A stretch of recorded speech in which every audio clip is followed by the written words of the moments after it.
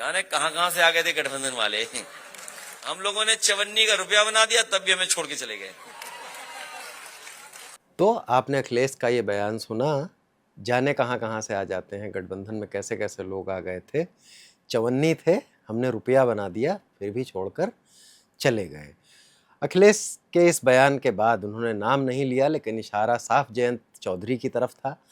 जयंत चौधरी का चवन्नी वाला बयान एक समय तब चर्चित हुआ था जब वो समाजवादी पार्टी के साथ ही थे और उनसे पूछा गया था कि क्या आप भाजपा के साथ जा सकते हैं, और भारतीय जनता पार्टी की तरफ से ऐसी कोशिशें की जा रही थी, इनकी चर्चाएं हो रही थी कि जयंत चौधरी को अपने खेमे में लेने की वो कोशिश कर रही है। तब जयंत ने कहा था कि मैं कोई चवन्नी नहीं हूं जो पलट जाऊंगा, लेकिन बाद में उन्होंने ट्वीट किया कि जब चावल ही खाना है तो फिर चावल क्यों खाया जाए, खीर ही क्यों ना खाई जाए, इस तरह का ट्वीट किया। और कुछ दिनों के बाद अब वो भाजपा के खेमे में चले गए और केंद्र सरकार में मंत्री हैं। लेकिन अगर इस ट्वीट, अखिलेश के इस बयान की चर्चा हो रही है और इस चर्चा के बहाने दो चीज़ें देखी जाएं कि जयंत चौधरी जो इस खेमे से उस खेमे में गए, अगर उत्तर प्रदेश के संदर्भ में, तो इस समय उनकी पॉलिटिकल पोजीशनिंग क्या है और उनकी राजनीति कैसी है। रालोद की बहुत पुरानी राजनीति है कि वो जाट और मुसलमान समीकरण के सहारे, चौधरी चरण सिंह के समय से ही अजगर फार्मूला हुआ करता था, जो धीरे धीरे मजगर में बदला। अहीर, जाट, गुर्जर और मुसलमान उसमें बाद में शामिल हो गए। लेकिन अब बीजेपी के साथ आ गए हैं जयंत चौधरी, तो मुस्लिम राजनीति उनके फेवर में कैसे है, क्या उन्हें लाभ हैं भाजपा के साथ आने के, क्या उन्हें हानि है। इसके चुनावी समीकरणों पर भी चर्चा करेंगे।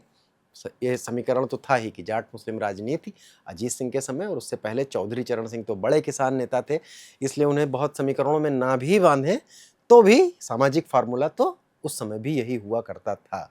अजीत सिंह के समय तो जाट मुस्लिम कॉम्बिनेशन बहुत वर्क करता रहा, और जयंत के समय पर भी दो पिछले विधानसभा चुनाव को याद करिए, अखिलेश यादव के समर्थन में जब वो अखिलेश और जयंत निकले थे हाईवे पर, तो किस कदर जाम लगा दिया था उनके समर्थकों ने, और उसमें बहुत सारे जाट मतदाताओं और जाट युवाओं की संख्या बहुत थी, ऐसा कहा जाता है, और उससे पूरे प्रदेश में ही माहौल बना था।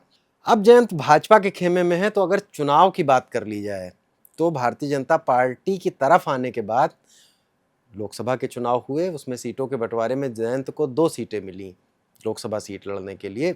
एक उनकी बहुत पुरानी पारिवारिक सीट है जिस पर चौधरी साहब और उनसे जुड़े खास लोग लड़ते रहे हैं, एक बागपत की सीट मिली, एक बिजनौर की सीट मिली, और अगर उसको परसेंटेज में निकालें तो दोनों सीटें रालोद ने जीत ली। तो ये तो नहीं कहा जा सकता कि भारतीय जनता पार्टी के साथ आने के बाद उसका नुकसान हुआ है। बागपत से अच्छे वोटों से जीते राजकुमार सांगवान, और बिजनौर में भी संजय चौहान की जीत आसान ही रही। हाँ, लेकिन क्या ये 100% रेट रहा रालोद का जीतने में? लेकिन थोड़ा झटका तो ज़रूर लगा। भाजपा और रालोद के आने के बाद उम्मीद थी कि लोकसभा चुनाव में भारतीय जनता पार्टी उस इलाके में रालोद की मदद से कमाल ही कर देगी, क्योंकि हर बार वो जीतती चली आ रही थी बड़ी संख्या में वोटें। लेकिन एक फ़र्क पड़ा वहाँ पर, मुजफ्फरनगर में समाजवादी पार्टी ने भारतीय जनता पार्टी के पूर्व केंद्रीय मंत्री संजीव बालियान को चुनाव हरा दिया। उन संजीव बालियान को जो कि उससे पहले के लोकसभा चुनाव में जयंत के पिता अजीत सिंह को चुनाव हरा चुके थे। अब इसके अपने समीकरण हैं और इसकी बड़ी विस्तृत विवेचना है।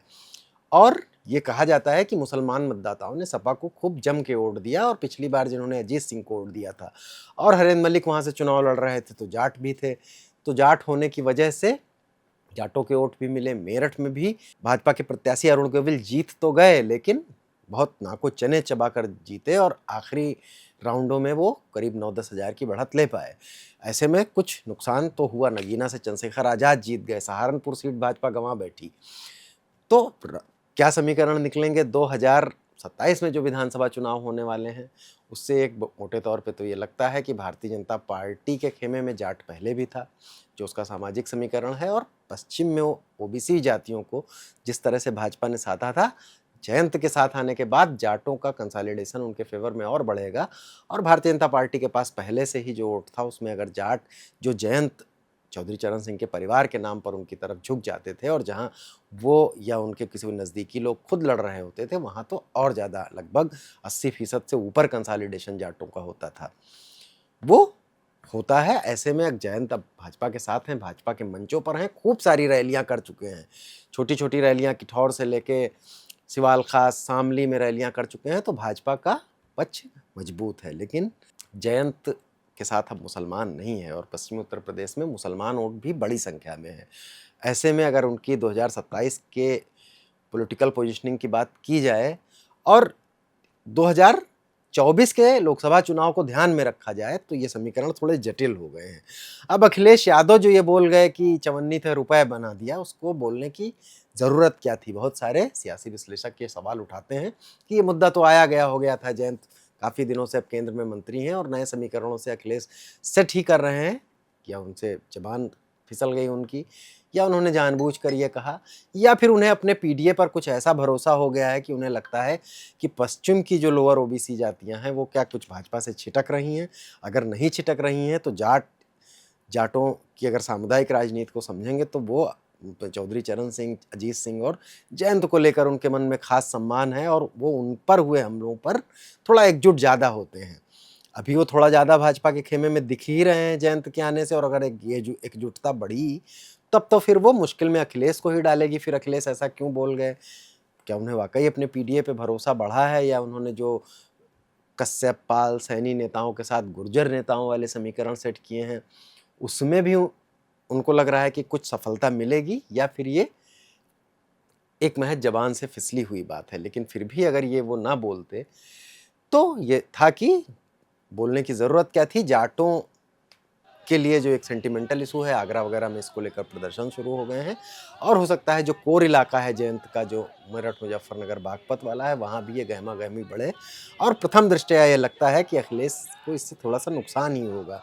बहुत सारे जाट जो नाराज़ हैं भारतीय जनता पार्टी से, उनकी तरफ आने की सोचते भी वो थोड़ा सा इससे दूर हो सकते हैं, या अखिलेश कुछ और सोच रहे हों, एक राइवलरी को बढ़ाना चाहते हैं। क्या वो गुर्जर और जाट में, क्योंकि समाजवादी पार्टी में इस समय गुर्जर पॉलिटिक्स को बहुत तरजीह दी जा रही है, गुर्जर नेताओं को आगे बढ़ाया जा रहा है, राजकुमार भाटी, अतुल प्रधान के हाथों में बहुत सारी चीज़ें हैं, और ये माना जा रहा है कि इस बार वेस्ट यूपी की इस बेल्ट में गुर्जर समाजवादी पार्टी बहुत ज़्यादा लड़ा सकती है, कहीं कहीं दलित भी लड़ा सकती है। समाजवादी पार्टी को क्या ये भी भरोसा बना है, क्योंकि दलित बहुल इलाका भी है, जाटो समाज वहाँ बड़ी आबादी रहती है और जाटो भी आ सकते हैं, तो वो एक पॉलिटिकल टेंशन क्रिएट कर रहे हैं क्या जयंत को तनाव में डालने के लिए?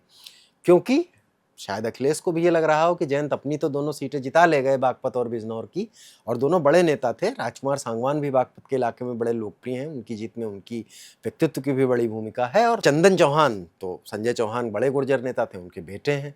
तो ऐसे में अखिलेश क्या कोई एक पॉलिटिकल टेंशन पैदा कर रहे हैं, जानबूझकर उन्होंने बयान दिया है, या फिर जबान फिसल गई है? प्रथम दृष्टया जो नुकसान वाली बात लगती है, ये अब देखने वाली बात होगी। जयंत की राजनीति में ज़रूर ये मुश्किल है कि जाट मुसलमान जो कि एक बेस राज वोट हुआ करता था, अब उससे मुसलमान तो अलग है, लेकिन उसके साथ भाजपा का वोट जुड़ेगा। भाजपा का वोट कौन सा जुड़ेगा?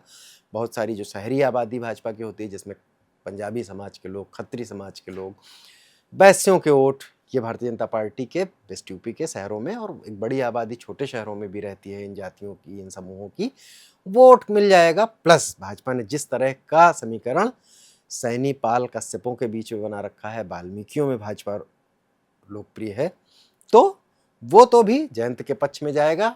लोग कहते थे कि मुख्य बात तो यह है कि जयंत को सीटें कितने मिलेंगी। समाजवादी पार्टी ने तो 22 दी थी और 8 जिता लाए थे जयंत, 9 विधायक हैं फिलहाल उनके पास। तो ये भी कहा जा रहा था कि 40 सीटें चाहिए कम से कम, जयंत रालोद के कार्यकर्ता कहते थे। भाजपा कितनी देगी ये बात की बात है, लेकिन अगर अखिलेश को ये लग रहा है जयंत की यही ताकत भी हो सकती है भाजपा के साथ, और यही मुश्किल भी हो सकती है कि ये वोट उनकी तरफ कितना शिफ्ट करेगा। कि रालोद जिस किस्म की किसानों वाली पार्टी रही है, कई बार वो वहाँ पर वो गुर्जर प्रत्याशी लड़ाते हैं, तो गुर्जरों की जुटान अगर जाटों के साथ हो जाती है तो भी जयंत का काम आसान हो जाता है। लेकिन गुर्जर राजनीति में जो तनाव दिख रहा है, उससे ये लगता है कि समाजवादी पार्टी की तरफ क्या उसका झुकाव वाकई बन रहा है। ये भी लगता है कि क्या गुर्जर उन सीटों पर ही जयंत को वोट करेंगे, या उन्हीं सीटों पर समाजवादी पार्टी को भी वोट करेंगे जहां उनकी बिरादरी के प्रत्याशी होंगे। बाकी जगह रणनीतिक तौर पर निर्णय लिया जाना होगा किसको जिताना है, किसको हराना है। तो पश्चिम चूंकि समाजवादी पार्टी की थोड़ी कमजोर कड़ी रही है और खास तौर से गाजियाबाद और मेरठ मंडल मुजफ्फरनगर की तरफ जैसे जैसे आप बढ़ते हैं दिल्ली से मेरठ वाले रास्ते पर, वो इलाके और कमज़ोर रहे हैं। मुरादाबाद और इसके बाद से सपा थोड़ी सी मजबूत होने लगती है अपने सामाजिक समीकरणों में। तो और जयंत के चवन्नी कहने का जो विवाद है इन्हीं इलाकों में सबसे ज़्यादा गरमाएगा। प्रदर्शन आगरा मथुरा तक होंगे, लेकिन वोट पर सबसे ज़्यादा असर नाराज़गी का या पॉलिटिकल टेंशन का इन्हीं में पड़ सकता है। तो अब जयंत ने अभी इस पर कोई सीधा पलटवार तो नहीं किया है, लेकिन लोग कहने लगे हैं उनकी पार्टी के कि मुलायम सिंह जो कि अखिलेश के पिता हैं, उन्होंने चौधरी चरण सिंह के पाँव में बैठ के राजनीति सीखी थी।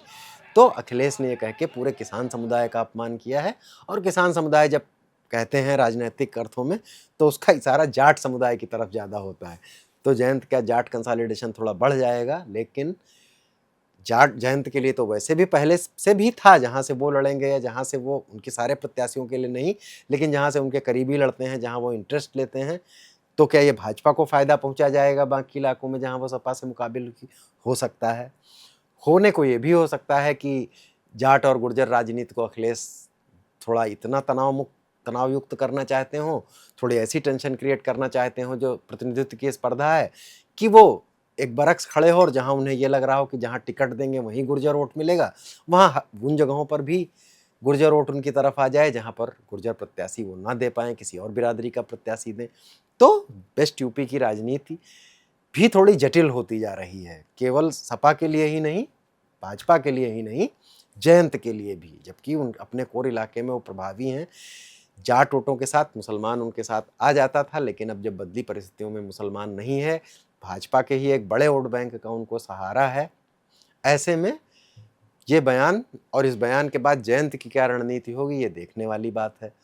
अनुराग अड्डा में आज यहीं तक। कल फिर किसी नए मुद्दे के साथ हाजिर होंगे। देखते रहिए बोले भारत। अपनी राय से अवगत कराइए। चैनल को सब्सक्राइब कीजिए। नमस्कार, धन्यवाद।